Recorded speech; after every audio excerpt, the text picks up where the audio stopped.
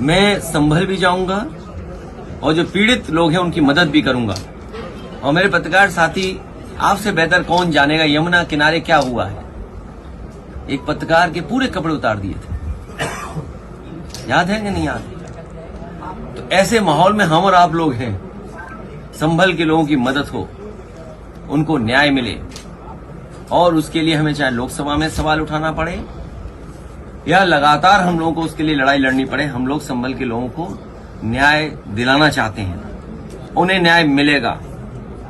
जो संविधान या जो आर्टिकल कहता है प्लेसेस ऑफ वर्शिप एक्ट, उसको भी नहीं सरकार मान रही है। क्या खोदना चाहते हैं आप? मुझे तो ये समझ में नहीं आ रहा, भारतीय जनता पार्टी को कैलाश पर्वत नहीं दिखाई दे रहा है, मानसरोवर नहीं दिखाई दे रहा।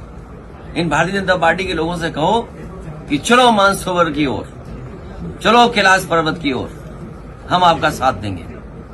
हो अगर हिम्मत उनमें हो, उनमें बहादुरी, तो चल के दिखाएं।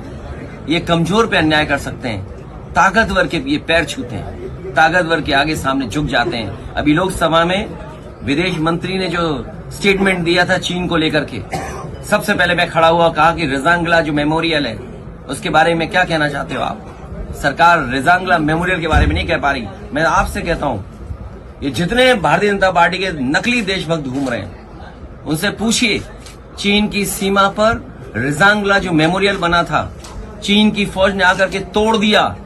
क्या ये भारतीय जनता पार्टी के लोग उसी जगह पर रेजांगला मेमोरियल बनवाएंगे कि नहीं बनवाएंगे? और मैं ये दावा करता हूं आपसे, भारतीय जनता पार्टी के लोगों पर कोई जवाब नहीं होगा। वो कभी कुछ नहीं कह सकते, क्योंकि चीन बहुत ताकतवर देश है। भारतीय जनता पार्टी की हिम्मत नहीं है उनके लोगों को कि जाकर के कुछ अपने रेजांगला के बारे में कह दें, कैलाश पर्वत के बारे में कह दें, मानसरोवर के बारे में कह दें। और मैं आज आपके सामने कह रहा हूं, ऑन रिकॉर्ड कह रहा हूं, वो दिन आएगा जब चीन आपको मानसरोवर नहीं जाने देगा, कैलाश पर्वत की ओर नहीं जाने देगा, क्योंकि उन्होंने बड़े पैमाने पर मिसाइल्स का कारखाना वहां लगा दिया है। ये बात अगर गलत है तो बीजेपी के लोग कहें आकर के।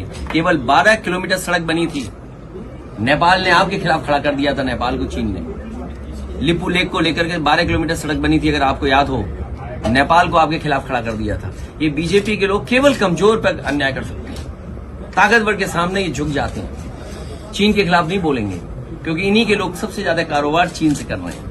तो ये सवाल बड़े हैं जिसका जवाब बीजेपी के पास नहीं है, बीजेपी के पास जवाब नहीं दे सकते हैं। और मैं तो कहूंगा पत्रकार साथियों, आप भी चलना कैलाश पर्वत की तरफ, मानसरोवर की तरफ। हम सब लोग चलेंगे, आगे आगे बीजेपी वाले, पीछे प्रेस वाले, और प्रेस वालों के पीछे समाजवादी लोग चलेंगे, जिससे आप लोग लौट ना पाओ, आपको धक्का देकर के पहुंचा गया है।